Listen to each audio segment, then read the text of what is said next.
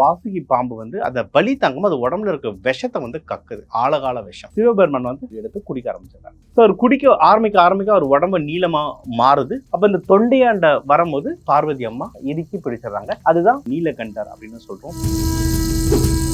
சுருட்டப்பள்ளீஸ்வரர்னு கோவில் இருக்கும். அங்க பாத்தீங்கன்னா விஷ்ணு பகவான் மாதிரியே சிவபெருமான் படுத்துட்டு இருப்பாரு. பார்வதி அம்மா கழுத்துல கையை வச்சுட்டு உக்காந்துட்டு இருப்பாங்க. விஷத்தை தொண்டையிலேயே நிறுத்துறாங்க. வெடிய வெடிய அவங்க முழிச்சிட்டு இருக்காங்க. அதுதான் சிவராத்திரிக்குன்னு உருவான ஒரு கதையாகவும் இருக்கு. அப்பா அம்மா ஒரு ஏஜ் 40+னா வாழ்க்கையில வாங்கின அடிக்கு எப்படியும் கோயிலுக்கு உட்காந்துருவாங்க. சின்ன பசங்க உட்கார மாட்டாங்க. பிடிக்குதோ பிடிக்கலையோ அங்க உட்காந்துட்டு அந்த இடத்துல இருந்தாலே ஏதாவது ஒரு நல்லது நடந்தே தீரும். ஆனா எல்லா மகா சிவராத்திரியும் பயங்கரமா வேண மாட்டோம். ஒரு சில டைம்ல லைஃப்ல ஒரு மைல் ஸ்டோன் வரும்போது ஏதாவது முக்கியமானது வேண்டுவோம். வேண்டுனது எல்லாமே அப்படி நடந்துருக்கு. அவ்வளோ பவர் இது. நீங்க சிவனா நினைச்சாலும் சிவன், சயின்ஸா நினைச்சாலும் சயின்ஸ். ஏன்னா ரெண்டுமே ஒண்ணுதான். நம்ம பாக்குற விதத்துல தான் இருக்கு.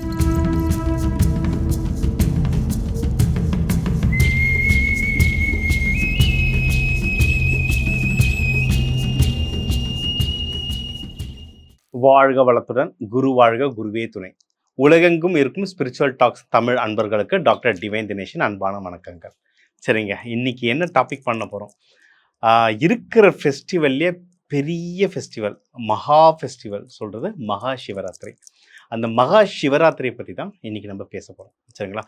மகா சிவராத்திரி உருவான வரலாறு, மகா சிவராத்திரி அது ஒட்டிய சில கதைகள், இன்னொன்று சயின்டிஃபிக்காக நம்ம எல்லாமே சயின்ஸாக பார்க்குறோம், லாஜிக்ஸாக பார்க்குறோம். சயின்டிஃபிக்காக அந்த நாளில் நம்ம ஏன் முடிச்சிருக்கணும்?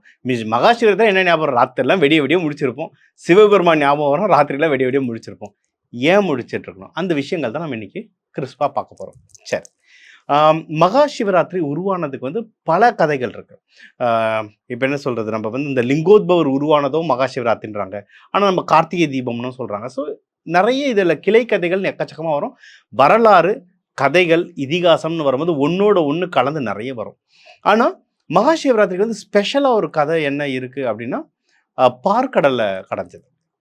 எல்லாருக்குமே தெரியும், அமுதம் எடுக்கிறதுனால அசுரர்களும் தேவர்களும் சேர்ந்து பார்க்கடலில் கடைஞ்சாங்க. அப்போது விஷ்ணு பகவான் ஆமை அவதாரமாக இருக்கார். மேலே மகாமேரு மலை இருக்குது. வாசுகி பாம்பை கயிறை திரிச்சு இது மத்து மாதிரி கடையிறாங்க. அப்போ வாசுகி பாம்பு அதை பலி தாங்கும், அது உடம்புல இருக்க விஷத்தை கக்குது, ஆழகால விஷம். அந்த விஷம் கலக்கும் போது உலகமே அழிஞ்சிரும். அது அந்த கடல்ல கலக்கும் போது உலகமே அழிஞ்சிரும் அப்படின்னு சொல்லிட்டு எல்லாரும் பயப்பட ஆரம்பிக்கிறாங்க. தேவர்கள் தெய்வங்கள்கிட்ட போய் முறையிடுறாங்க, எதனா பண்ணுங்கன்னு சொல்லிட்டு. யாருக்கு என்ன பண்றதுன்னு தெரியல. அப்போ இந்த அண்டங்களையே காப்பவர், அண்டங்களை உருவாக்குனவர், எல்லாருக்கும் மூத்தவர்னு சொல்ற சிவபெருமான் நான் எடுத்துக்கிறேன், அதை ஏன் கவலைப்படுறீங்கன்னு அவர் எடுத்து குடிக்க ஆரம்பிச்சிடுறாரு. ஸோ அவர் குடிக்க ஆரம்பிக்க அவர் உடம்பு நீளமாக மாறுது, முகத்துலேருந்து நீளம் மாறிட்டு வருது. அப்போ இந்த தொண்டையாண்ட வரும்போது பார்வதி அம்மா பிடிச்சிடுறாங்க, இறுக்கி பிடிச்சிடுறாங்க. அதுதான் தொண்டையிலே நிற்கிது, அதான் நீலகண்டர் அப்படின்னு சொல்கிறோம். தமிழ்நாடு ஆந்திரா பார்டர்லாம் போனீங்கன்னா சுருட்டப்பள்ளீஸ்வரர்னு கோவில் இருக்கும். அங்கே பார்த்தீங்கன்னா விஷ்ணு பகவான் மாதிரியே சிவபெருமான் படுத்துட்டு இருப்பாரு. பார்வதி அம்மா கழுத்தில் கையை வச்சுட்டு உக்காந்துட்டு இருப்பாங்க. அதாவது அந்த விஷத்தை தொண்டையிலேயே நிறுத்துறாங்க. வெடிய வெடிய அவங்க முழிச்சிட்டு இருக்காங்க. அதுதான் சிவராத்திரிக்குன்னு உருவான ஒரு கதையாகவும் இருக்கு. இது ஒன்று. இன்னொரு கதை என்னன்னா, கைலாசத்தில் விளையாட்டா பார்வதி அம்மா சிவபெருமன் கண்ணை மூடியதாகவும், சிவபெருமனுடைய ஒரு கண் சூரியன் சந்திரன் சொல்லுவோம், அது ரெண்டுத்தையும் மூடினால உலகம் இருட்டில் போச்சு. அதுவும் மகா சிவராத்திரியா சொல்றாங்க. அதுவும் ஒரு கிளை கதைகள் இருக்கு. சரிங்களா? ஸோ இதுதான் ரெண்டு மெயின் கதைகள். பட் ஒன்று என்ன தெரிஞ்சுக்கலாம்னா, அந்த ராத்திரி சிவபெருமான் ஃபுல்லாக இருந்தார். சிவபெருமானுக்கே அந்த விஷம் முறிஞ்சு அவரே எழுந்துக்கிட்டாருன்னா, அப்போ அந்த பர்டிகுலர் நாள் அதில் நம்ம முழிச்சிருந்தா நமக்கு எவ்வளோ நல்லது வரும்? ஈசனுக்கே வழி வந்திருக்குன்னா அப்போ நமக்கு எவ்வளோ வரும்? அதில் ஒரு துளியை நம்ம எடுத்துக்கிட்டா கூட நம்ம வாழ்க்கையில் முன்னேறலாம். ஸோ அதுக்காக தான் நம்ம முழிக்கிறோம். சரி, ஓகே. எந்த நாள் வருது? 15ஆம் தேதி பிப்ரவரி வருது. ஸோ ஈவினிங் ஆரம்பித்து வெடிய வெடிய மறுநாள் வரைக்கும் போகும். சரிங்களா? மறுநாள் காலையில் மதியம் வரைக்கும் சிவராத்திரி போயிட்டுருக்கோம். ஸோ நைட்டு தான் முக்கியம். ஓகே. இப்போ இது இது இது இது யார் யார் இருந்தாங்கன்னா, எல்லா ரிஷிமார்கள், எல்லா சித்தர்களும் இது இருக்கிறதாங்க. இதுக்கு ஒரு இதில் இது முடிச்சுட்டு இருந்தால் எனக்கு என்ன பலன் வரும்னு சொல்லுவாங்க. நான் பலன் சயின்டிஃபிக்காக சொல்கிறேன். ஆனால் அதுக்கு முன்னாடி ஒரு சின்ன இத்திகாச கதைகள் சொல்லுது. கதைகளும் சொல்லலாம், வரலாறும் சொல்லலாம். நம்பிக்கை இருந்தால் வரலாறு, இல்லையா கதையாக கேளுங்க. ஆனால் வேலை செய்யும். ஒரு வேடன் காட்டில் வேட்டையாட போகிறான். வேடருக்கு என்ன அன்னைக்கு வந்து சாப்பாடு அடிச்சு ஏதாவது மிருகங்கள் அடிச்சு சாப்பிட எடுத்துட்டு போனா தான் குடும்பத்துக்கு சாப்பாடு தரணும். சரி. அதாவது ஒரு மரத்து மேல உட்காந்துட்டு காத்துட்டு இருக்கான். அப்போ வந்து ரொம்ப நேரமா எதுவுமே வரல. அப்போ வந்து ரொம்ப போர் அடிச்சது. அந்த மரத்துக்கு கீழ ஒரு சிவலிங்கம் இருந்திருக்கு. அவனுக்கு அது தெரியல. அன்னைக்கு சிவராத்திரி. என்னடா இது எதுவுமே காணோமேன்ட்டு இலைய சும்மா பிச்சு பிச்சு பிச்சு போட்டான். அவன் நல்ல நேரம் அவன் உட்காந்துட்டு இருந்தது வந்து வில்வ மரம். ஸோ வில்வ இலைய பிச்சு பிச்சு கீழ வந்து போட்டுட்டு இருக்கான். அந்த லிங்கத்து மேல வருது. அது வந்து முதல் ப பூஜையா வருது. 4 பூஜை பண்ணுவோம் நம்ப. சிவராத்திரி நைட்டு ஃபுல்லா. அது வந்து முதல் பூஜையா நடக்குது. கொஞ்சம் நேரம் கழித்து பார்த்தீங்கன்னா, ஒரு மான் வருது. ஆனா, அந்த மான் வந்து கர்ப்பமா இருக்கு. சரிங்களா? அவன் வில்ல எடுத்து விடலான்னு போகும்போது, அந்த மான பார்க்கும்போது அவனுக்கு பாவமா இருக்கு. அந்த மானம் என்ன சொல்லுது, "நான் கர்ப்பமா இருக்கேன். நான் தனியா இருந்தா என்ன கொன்னா பரவால்ல. இப்ப நீ என்ன கொன்னா என் குட்டியும் செத்துரும். நீயும் உனக்கும் குழந்தைங்க இருக்குல்ல, உனக்கு இந்த வலி தெரியாதான்னு?" சொல்லும்போது அவனுக்கு அச்சோ! பாவமாச்சுன்னு அவன் விட்டுர்றான். மான் கிராஸ் ஆயிடுது. கொஞ்ச நேரம் கழிச்சு பார்த்தீங்கன்னா, இன்னொரு ஒரு ஆண் மான் வருது. ஆண் மான் வரும்போது அவன் அதான் கொஞ்ச நேரம் வெயிட் பண்றான், போர் அடிக்குது. திருப்பி இலைய பிச்சு போடுறான். அந்த 2வது பூஜ்யம் முடிஞ்சுதா கணக்கு. அதுக்கப்புறம் ஒரு ஆண் மான் வருது. ஆண் மான் வந்த பிறகும் ஆண் மான சரி விடலாம் அப்படின்ட்டு போனா, ஆண் மான் சொல்லுது, "ஏய் இது வெயிட் பண்ணு. எனக்கு குழந்தை குட்டி இருக்கு. என் ஒய்ஃப் வந்து பிரெக்னென்ட்டா இருக்கா. அவ தண்ணி குடிக்க போனா. ரொம்ப நேரம் காணோம். அவள தேடிட்டு வந்தேன். அதனால நான் வந்து என்ன கொன்றாத. என்ன நம்பி 2 உயிர் இருந்துட்டு இருக்கு." அப்படின்னு சொல்லுது. இவனுக்கும் நானும் ஒரு அப்பா தான். என்ன நம்பியும் ஒய்ஃபும், குழந்தையும் இருக்கு. சரி ஓகே எனக்கும் கஷ்டமா இருக்கு அப்படின்னு சொல்லிட்டு அந்த மானையும் வேட்டையாடாம போயிடுறான். திருப்பியும் போர் அடிக்குது. திருப்பியும் இலைய பிச்சு போடுறான். 3வது கட்ட பூஜையும் முடிக்குது. சரிங்களா? அதுக்கப்புறம் கொஞ்ச நேரம் பொறுத்து பார்த்தீங்கன்னா, மான் ஒரு ஆண் மான், பெண் மான் குட்டிகளோட வருது. வேற ஒரு குட்டி.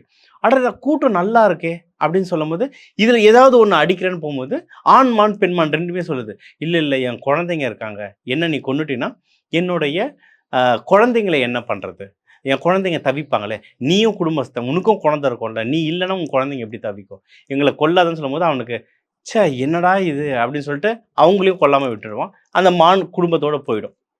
அப்ப வந்து என்னடா இது எதுவுமே வேட்டையாடவே முடியலையே! என்ன பண்றதுன்னு தெரியாம கோவத்துல மரத்த நல்லா உலுக்கி எல்லா இலையும் கீழ போடுறான். 4வது கட்ட பூஜ்யம் முடிஞ்சிருது. அப்போ வந்து அந்த மான்கள் அங்க இருக்கு சொல்லுது, "நீ வந்து வேட்டையாடுறவன். நீ வேட்டையாடி சாப்பிடணும். நீ எங்களுக்கு கருணை காமிச்சு வேட்டையாடு. அப்ப நீ எவ்வளவு நல்லவன். நீ எதுக்கு மாமிசம் சாப்பிடணும்? பழங்கள எடுத்து சாப்பிட்டு உயிர் வாழலாமே!" அப்படின்னும்போது அவனுக்கு தோணுது, "சரி இன்னிலிருந்து நான் வந்து வேட்டையாட மாட்டேன். பழங்கள எடுத்து உணவா எடுத்து சாப்பிடுவேன்." அப்படின்னு சொல்றாங்க. அதுல தான் மனித சிவிலைசேஷனும் அப்படியே மாறுச்சு. நம்ம நெறைய ஏன்னா ஒரு காலத்துல எல்லாருமே நான்வெஜ் தான். அதுக்கப்புறம் தான் எல்லாரும் வெஜ்ஜுக்கு மாறுனாங்க. ஸோ அதுக்காக வெஜ்ஜுக்கு மாறுனாங்க. இது வந்து கதை. இந்த கதை என்ன சொல்றதுன்னா, அன்னைக்கு சிவராத்திரி அன்னைக்கு நான்வெஜ் சாப்பிடாதீங்க. சிவராத்திரி அன்னைக்கு சாமி கும்பிடுங்க. இப்ப இப்ப அப்பா, அம்மா ஒரு ஏஜ் 40 பிளஸ்னா ஆட்டோமேட்டிக்கா வாழ்க்கையில வாங்குன அடிக்கு எப்படியும் கோயில்ல போய் உட்காந்துருவாங்க. சின்ன பசங்க உட்கார மாட்டாங்க. அப்போ வந்து பிடிக்குதோ பிடிக்கலையோ, அங்க உட்காந்துட்டு அந்த இடத்துல இருந்தாலே அந்த அந்த வேடன் வந்து அவனுக்கு தெரியாம இலைய பிச்சு போட்டான்ல, அதுவே 4 கட்ட பூஜையாச்சு. அந்த மாரி நம்ம தெரியாம போய் கோவில்ல இருந்தா கூட, ஏதாவது ஒரு நல்லது நடந்தே தீரும்.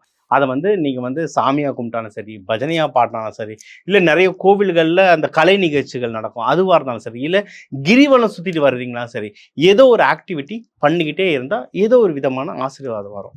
சரி, இது வந்து கதை சார். ஆனா நம்ப ஆன்மீகத்துல எப்பவுமே அறிவியல் வருமே! இல்ல நீங்க அறிவியல் சொல்லுவீங்களே, அது எப்படின்னா, ஈத்தர் எனர்ஜி.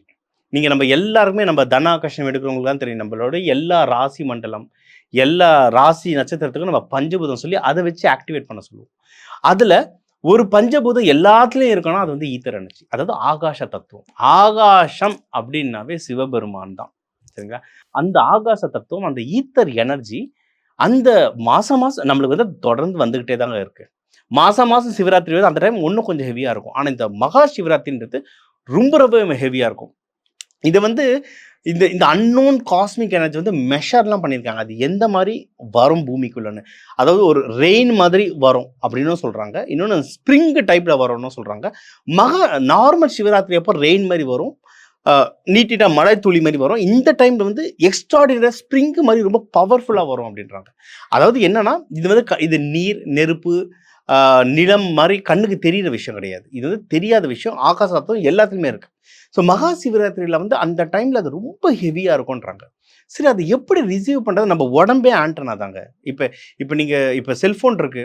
நீங்க எந்த நம்பர் வேணுமோ அந்த நம்பர் ஓப்பன் பண்றீங்க. இப்ப நம்ம YouTube பார்க்குறீங்க. ஒரே செல்ஃபோன் தான் ஸ்விட்ச் பண்றீங்களா? அந்த மாரி தான் நம்ம உடம்பே ஆண்டனா. நம்மளுக்கு என்ன தேவையோ ரிசீவ் ஆகும். அதுவும் முக்கியமா இங்க வேணா துரியம்.